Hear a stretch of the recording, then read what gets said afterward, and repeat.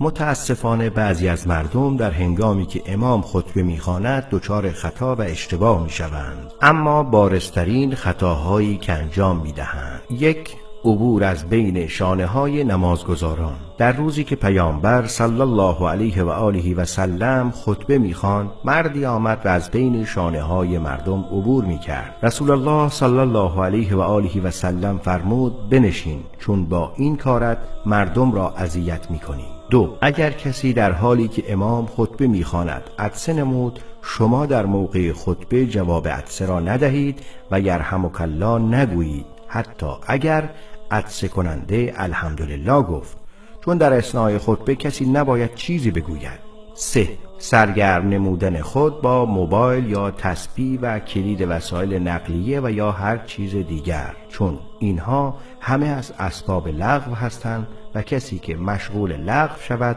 جمعهش برباد رفته است. 4. بالا بردن دست هنگام دعا در خطبه. بالا بردن دست در هنگام دعا خواندن مشروعیت ندارد مگر در موقع دعای طلب باران. اما یک تذکر مهم برای کسی که به رکوع دوم نماز جمعه نرسیده باشد.